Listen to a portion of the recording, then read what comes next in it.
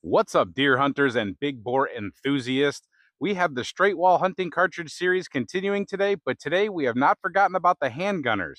We have a Magnum Research BFR 10-inch revolver. That's a single action revolver. Pretty cool thing right there. It's chambered in 444 Marlin or 444, however you want to say it. A lot of people know these BFRs, but this is actually kind of a rare chambering for this gun. But boy, is it a powerhouse.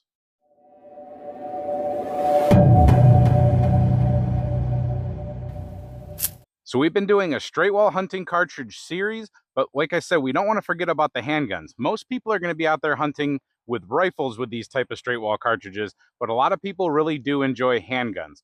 Primarily, it's been 44 Magnum. That's been a big deer cartridge, but Smith & Wesson recently put out a 350 Legend double action revolver, single action, double action, their X-frame revolver, and that thing is pretty cool for people that like 350 Legend. The BFRs come in a plethora of different calibers, so anything from 357 Magnum all the way up to 500 Magnum. And then T2 Armory actually changes them around a little bit and turns them into 500 Bushwhackers. That's pretty crazy. But for today, we're dealing with the 444. So today we have the 265 grain flat point exposed lead. That's a semi-jacketed bullet. That's the Hornady Superformance.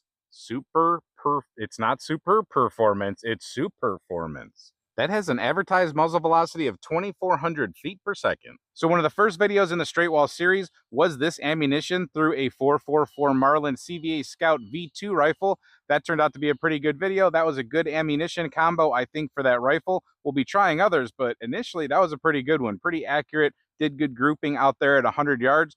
Let's see what happens out of a 10-inch BFR. We'll be checking velocities out of this Garmin and through this Caldwell. We'll hope both of these cooperate. So we'll be shooting from exactly 20 yards away here at this little orange dot. You can see just a representation. My thumb can almost cover it up all the way. 20 yards sitting on a bag with those blacked out sights on that revolver. That's a very good aiming point right there. I can pretty much lay it in there and know that I'm confident that I'm not drifting out of it. So we should get a pretty true accuracy reading on this ammunition through that revolver. Now, the pistol might not be exactly perfectly zeroed for that distance, but we're going for groups. And for anybody wondering where 444 Marlin falls on the list as far as size of cartridge, we have here on the left a 500 Bushwhacker, a 500 Magnum, a 4570 Government, 460 Smith & Wesson, 450 Bushmaster, and then we have the 444 Marlin, followed by the 400 Legend, 360 Buckhammer, and 350 Legend. All right, we have 4 rounds loaded up. I'm going to try to just do them one after another to keep the footage continuous downrange. Let's see how this goes. I'm assuming this is going to be a monster.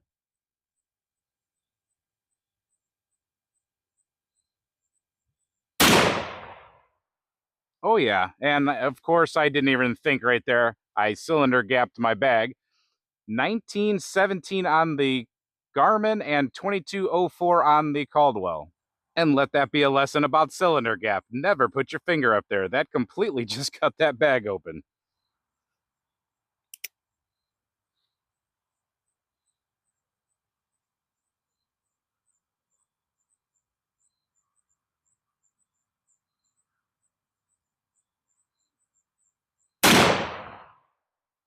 Very nice. We have 1919 and an Air 2. I don't expect that the Caldwell to be working very well because of the light.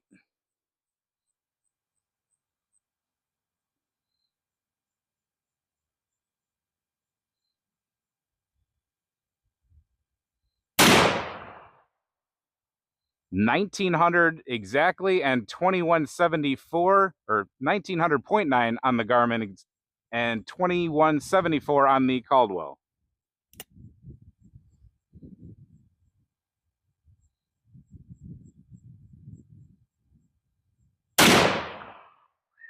Nice.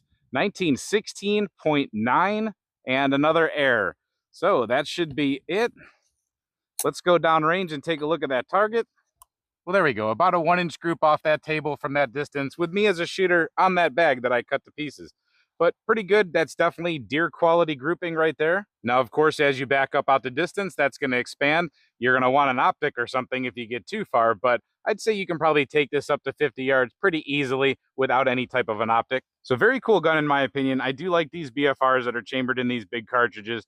It's not too bad of recoil. I think a lot of people could shoot it. If you're used to 44 Magnum, you could shoot at least this cartridge out of it. It's not light, but it's not unmanageable. Put it this way, it doesn't sting the hand or anything like that. It doesn't hurt like some of the 500 Magnums and 460 Magnums. It's pretty cool. And you know you're delivering a lot of energy downrange. That's pretty good numbers we got out of that. Of course, it's out of a 10-inch barrel, not out of a rifle barrel, but still very capable. The accuracy was very nice. I can only imagine if you put an optic on this, it would be even better out at distance as far as accuracy. You could probably get some pretty darn good accuracy. I'm not going to do that. I'm going to stick with iron sights, but we will be testing a whole bunch of different ammunition, a whole bunch of hand loads through it. We'll eventually try to reach out with it and see what I can do. We'll be gel testing this ammunition specifically out of the rifle and out of this revolver. So definitely stay tuned if you're interested in the straight wall hunting thing. We got all sorts of rifles, a couple different revolvers, and all sorts of ammunition in all sorts of calibers. Hope you enjoyed this video. Hope you enjoyed these types of videos. Thank you for watching this video, and until we see you next time, stay safe, have fun, and keep shooting. Maybe a 444. 444?